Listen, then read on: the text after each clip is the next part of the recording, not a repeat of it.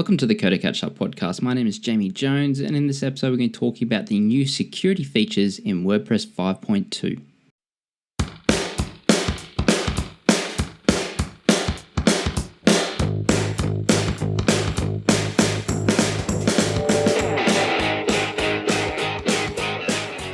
WordPress 5.2 is now available, and it comes with some great and much needed security features, in my opinion, that are built into the system and are going to help future things like themes and plugins also provide some great security features as well. So what I want to run through is a few of these particular security features and give you my thoughts on those.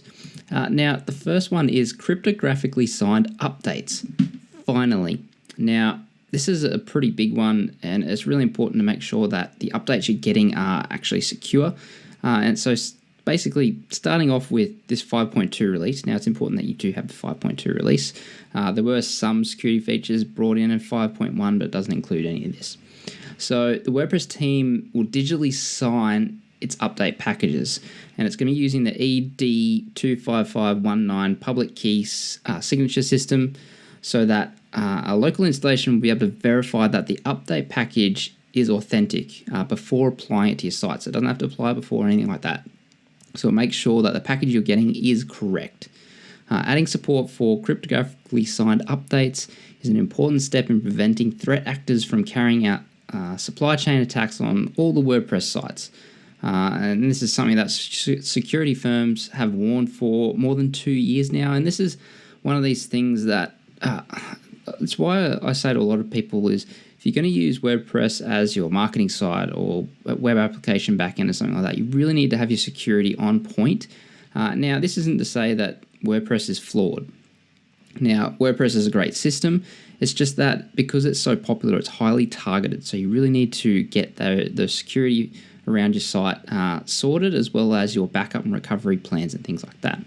Now, they've got a quote here: before WordPress 5.2, if you wanted to infect every WordPress site on the internet, you just had to hack the WordPress update server, and basically from there you could get anything in. Now, after WordPress 5.2, you would need to pull off the same attack and somehow pilfer the signing key from the WordPress core development team. So this is making it much harder to create one of those attacks. Now, you might think getting access to do that is really hard in terms of getting access to the actual repository or whatever for WordPress, but these things have happened before in the past with other projects. Cannot remember them, but I remember seeing or reading about these things in the past, and they've happened on smaller scales with various plugins and things like that. Now, in regards to this feature, I think it's something that is kind of necessary these days, and a lot of other projects, I believe, are doing this. So I'm pretty sure things like, Magento, etc., even Joomla, I'm pretty sure do this as well. The next feature that's coming in is the modern cryptographic library. Now, this has probably been a long time coming, and basically it supports the libsodium library for all cryptographic operations. Sorry about that. Instead of the now deprecated and removed mcrypt. So mcrypt was a very popular library for working with any kind of cryptographic functionality and other things around security there. And that's in PHP, I believe. Just it's part of the packages. You might have had to enable it in the past, but anyway.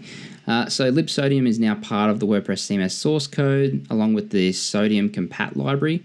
That basically works as a polyfill for any older PHP servers that don't support libsodium. So if for some reason you are running an older PHP version that doesn't support libsodium, you're going to have some backwards compatibility there, which is going to help you a lot. So I'd probably also, just as an asterisk here, try and get onto the newer versions of PHP. You are going to see some performance upgrades, as well as some general security things as well there, and you're kind of stopping yourself from, when doing updates to plugins and themes, or at least you're less likely to run into anything that deprecates and breaks your site. Got a lot of birds going today, hopefully you can't hear that too much. So basically, libsodium's addition to the WordPress CMS core, it also means that plugin and theme developers can start supporting it as well, which is awesome. So we're going to see this kind of initiative and these changes filter down through the community. The next part is the new site health section. So there's two sections, the site health status and the site health info. Now, the site health status page works by running basically a set of basic security checks and delivering a report with its findings. Now, you can find a lot of these, there's the same kind of functionality in things like WordFence, but this is bringing it into course. This is one less dependency you have. Now, I don't think you're going to get as much as what you get from something like WordFence, but it's certainly a great start. Now, this section comes with a series of bundled tests, but site owners and developers of security plugins can also write their own to expand on those security checks as well. Now, this is something that I don't believe you've got with any other third-party security plugins, although it may come because of the APIs that will be available. The next section is the site health info. So this is the next section, or the part 2 of this, and basically what it says is what it is. It provides you a ton of information about the website, the server setup, and things like that. And it's generally meant for support, right? So if you're debugging something, or you've got some department that's looking after maybe even a third-party service like WP Vault. So something like that can really utilize that information in supplying various information to site owners, developers, etc. And basically, it's provided all about that install, everything you can think of. So your plugins, your themes, or the file storage even that you're using, things like that. Now, this one I could see being a huge benefit to a lot of various providers, like, as I said, WP Vault, VaultPress. It's been a long day. So yeah, providing services and things like that is really going to it's going to level up the security across the board, which is great. The next thing is the Serve Happy feature. So this includes a feature called white screen of death protection. So you'd probably be familiar with this if you've been using WordPress for a fair while, especially if you're a developer. And basically, you get like a fatal error, and you just have a white screen come up when something went wrong, and it's like, oh, what is going on? But basically, this white screen of death protection is kind of like a safe mode for WordPress sites. You might know safe mode when you're booting into Windows, for example. I think OS 10 might have something similar. So basically what it does is it disables your themes and plugins when there's a fatal error. And from that point, you can actually gain access to the site, the back end, and still fix the error. So instead of having to do it manually, where you'd have to go in, and you can actually just go in and edit the site files that way through your admin access. Really important. You do need full admin rights to do that. So the last part that I want to talk about is what's going to happen with this. So what you're going to see is a lot of theme developers, plugin developers using these features and building upon those to provide a better experience overall, and just more reliability in terms of their usage and things like that, and really going to see it massive in the security space or maintenance reliability space with your sites. Now, one of the other things that is coming in, which it's slated for 5.4, and there's a project called Gossamer, Gossamer I think it's called, and basically it's going to provide that same code signing system that's in core, and it's going to bring it as a framework that developers can use to code sign updates and themes and plugins.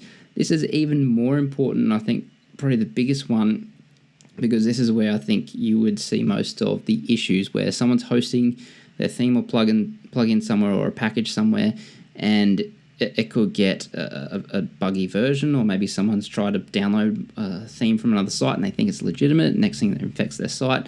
So this is where it's going to become super, super important, and I really can't wait for that particular feature. I think that's going to help the community as a whole, and especially for site owners, developers, maintainers, are really going to see a big benefit from that. So I think this initiative in 5.2 is a big deal for WordPress, and I highly recommend you go and check this out in detail. There's tons of posts. I got a bunch of information for this episode from ZDNet. Actually had a bunch of things that I didn't realize. So check things like that out. I've left a link in the show notes to the ZDNet article as well as some other ones in regards to the site health check. But that's all I really got for this one. I'd love to know your thoughts. What do you think about it? Are you still using WordPress? Has these kind of things been a concern for you, anything like that, leave a tweet at CoderCatchup on Twitter. Send through an email to codercatchup@gmail.com, or you can leave a comment on codercatchup.com for this episode. And of course, if you are watching/listening to this on YouTube, you can leave a comment there. And I'd also really appreciate like and subscribe. That'd be awesome. As well as a rating and review in iTunes or your favorite podcatcher of choice. But other than that, we'll catch the next one. Bye.